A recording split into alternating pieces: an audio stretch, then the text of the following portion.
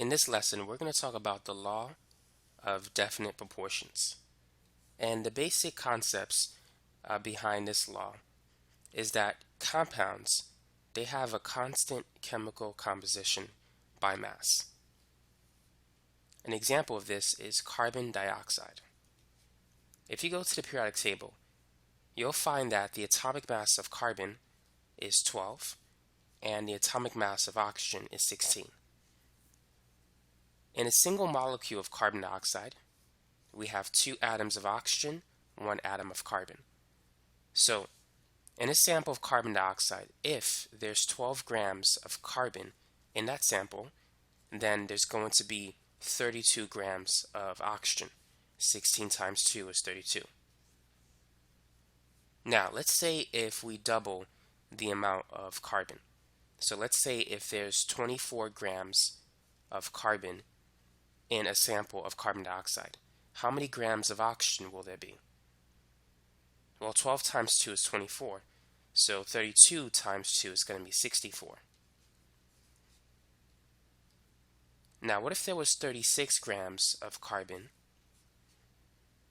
in a sample of carbon dioxide? How many grams of oxygen should be present in that same sample?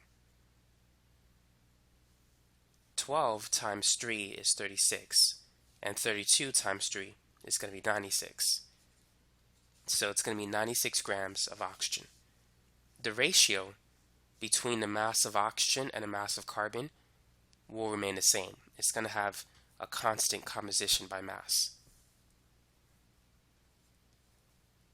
So 32 grams of oxygen divided by 12 grams of carbon. If you divide those two numbers, you should get the same ratio, which is about 2.67. If you take 96 grams of oxygen and divide it by 36 grams of carbon, that too will give you the same ratio of 2.67.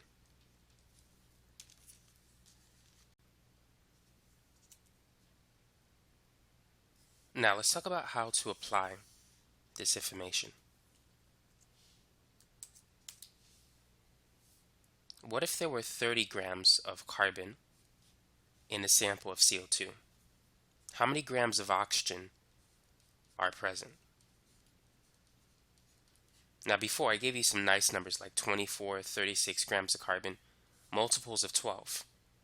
So it would be easy to find the number of grams of oxygen. You can multiply it by 2 or 3. But what if I gave you a number that's not so nice, like 30? How can you find the grams of oxygen in this case? Well, we can do so by a conversion process. Let's start with the number of grams of carbon that we have. Now the conversion is based on these numbers. It's based on the atomic weights that you could find in the periodic table.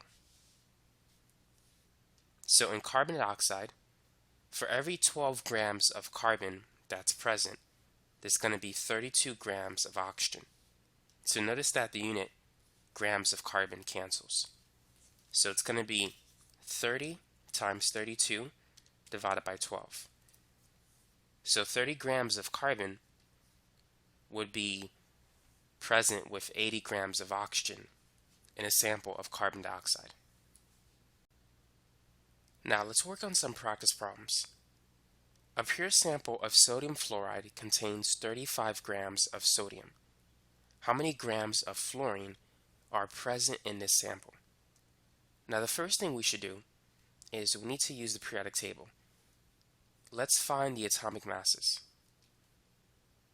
Sodium has an atomic mass of 23. Fluorine has an atomic mass of 19.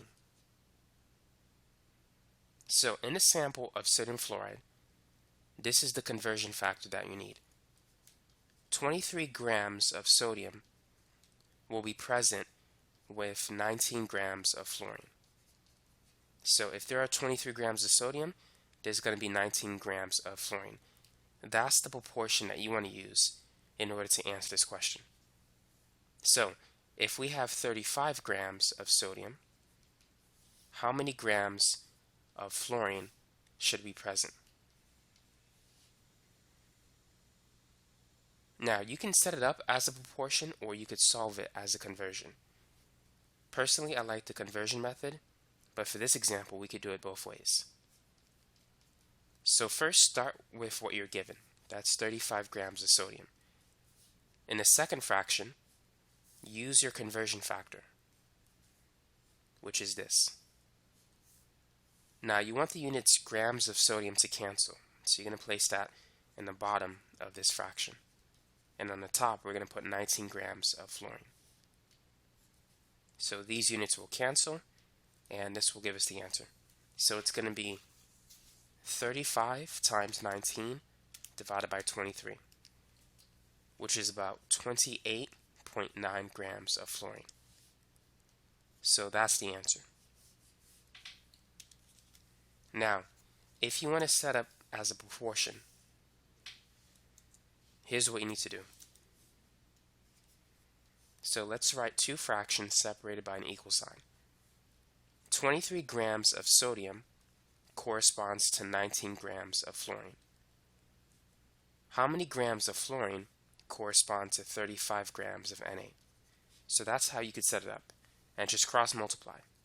So we're going to have 23 times x, and that's going to be equal to 35 times 19.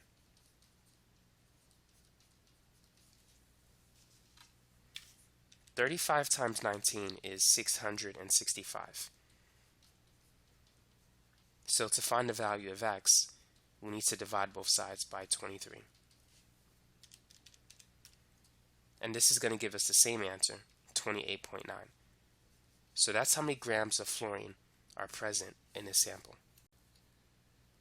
Number 2, if there are 42 grams of hydrogen in the sample of pure methane, how many grams of carbon are present? So feel free to pause the video and try this problem.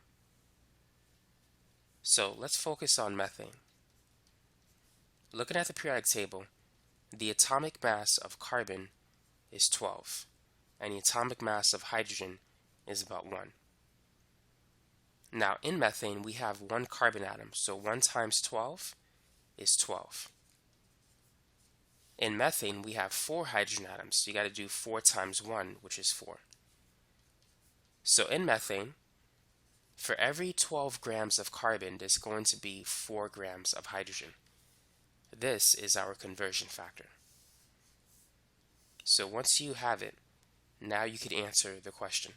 So if we have 42 grams of hydrogen, how many grams of carbon are there? So let's convert. So I'm going to put the 4 grams of hydrogen on the bottom so that the units grams of hydrogen will cancel. And then the other stuff, the 12 grams of carbon, I'm going to put that on top. So it's 42 times 12 divided by 4, which is 126. So in this sample, there's going to be 126 grams of carbon. Number 3, if there are 19 grams of oxygen in a sample of aluminum oxide, how many grams of aluminum are present?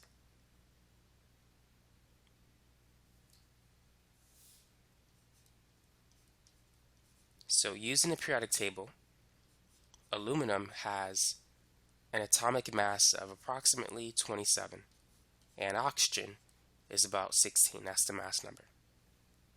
Now in the sample, there are 2 aluminum atoms in this compound. So 2 times 27, that's 54. And we have 3 oxygen atoms per formula unit of aluminum oxide. So 3 times 16 is 48.